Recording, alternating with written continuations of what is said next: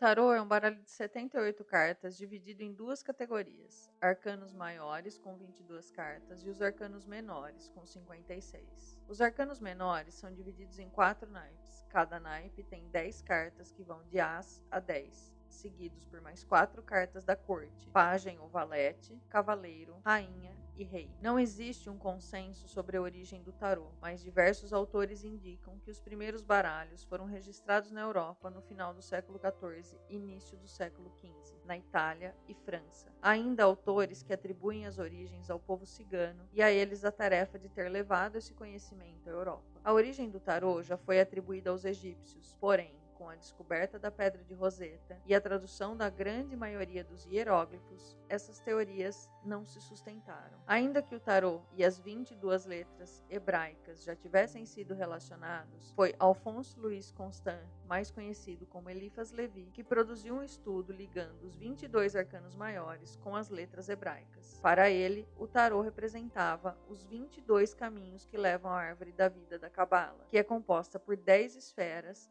e 22 caminhos que conduzem à iluminação. É impossível falar de tarô e não notar a semelhança com o baralho de cartas. Este, por sua vez, tem as origens registradas no século X na China e foi amplamente perseguido por reis e pela igreja. No início do século XVI, o tarô mais comum era o de Marsella. Ele é considerado o pai dos tarôs modernos e amplamente difundido em países de língua francesa. Coincidentemente, este foi o primeiro tarô que ganhei de presente de uma tia distante, aos 12 anos de idade. Confesso que não é meu tarô favorito. Acho ele bem mais difícil que os demais, pois os arcanos menores não possuem ilustrações. No caso dessa edição específica que estou mostrando a vocês, o livro só traz o significado dos arcanos maiores. A Ordem Hermética da Aurora Dourada, ou Golden Dawn, como é popularmente conhecida, foi fundada em 1888 em Londres por um grupo de estudiosos apaixonados por magia. Seus estudos integravam de forma coerente diferentes tipos de disciplina, como tarô, alquimia, astrologia, numerologia e cabala. Apesar de ter durado poucos anos, sua influência está presente até os dias atuais. Na Golden Dawn, os pesquisadores passavam por iniciações complexas, estudavam diversas matérias, participavam de rituais a fim de conseguir visões espirituais. Tudo era documentado em seus diários e, sobretudo, todos deviam meditar sobre as cartas do tarô. Os membros também foram incentivados a desenhar suas próprias cartas. A Golden Dawn se dissolveu por razões humanas, ou seja,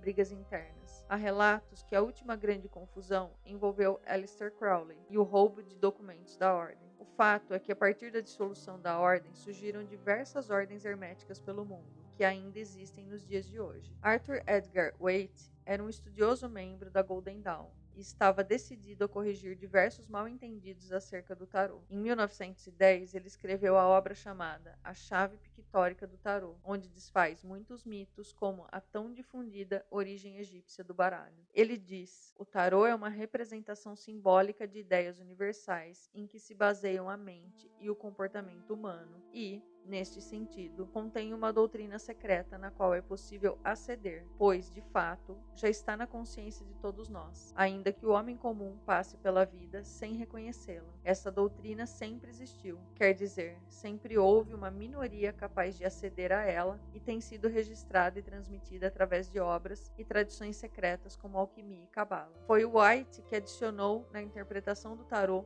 a alquimia e a cabala. Desenhado por Pamela Cole Smith e publicado em 1910 pela empresa Rider Co., nascia o icônico tarô de Rider-Waite, com a inovação de ilustrações de cenas nos arcanos menores. O tarô universal de Waite foi uma atualização posterior com a inclusão de detalhes, letras hebraicas e outros ensinamentos importados da Golden Dawn. O tarô faz parte da cartomancia, ou seja, uma categoria de adivinhações utilizando cartas, mas não se limita a ela. Podemos dizer que o tarô é um alfabeto que admite combinações infinitas e todas fazem sentido. Ele também é uma representação das potencialidades da alma humana. Cada uma de suas cartas correspondem a aspectos do nosso ser. Assim como os membros da Golden Dawn faziam, ele pode ser utilizado para fins meditativos, tornando-se um excelente aliado para o autoconhecimento. Paul Foster Case, líder da Golden Dawn nos Estados Unidos, retirou-se da ordem para criar sua própria escola de mistérios, a Builders of Addition, mais conhecida como Bota. O tarô de Bota foi lançado em 1931, sendo esse muito parecido com o de Rider-Waite.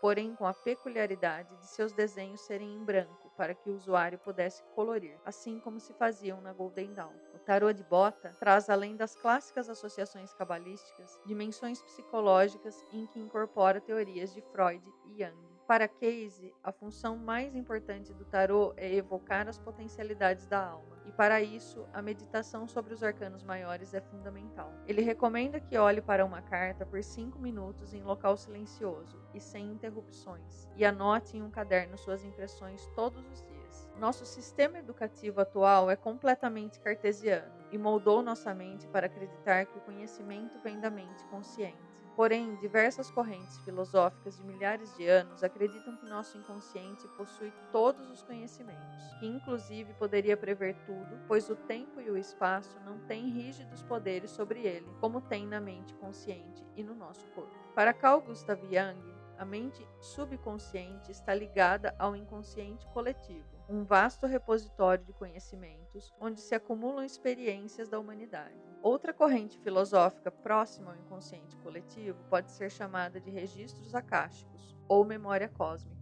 A primeira referência que temos sobre o termo foi de Rudolf Steiner, fundador da antroposofia. Para a teosofia e antroposofia, registros acásticos são um banco de dados onde todos os pensamentos, memórias, sentimentos, palavras e intenções humanas estão arquivados sem influência de limitações do passado, presente e futuro. A linha de pensamento se aproxima muito com a do inconsciente coletivo relatado por Jung. Com todo esse estudo, concluímos que o tarô não se trata apenas de um instrumento utilizado para a previsão do futuro, mas também de uma ferramenta de autoconhecimento e meditação capaz de enfraquecer a barreira entre mente consciente e inconsciente.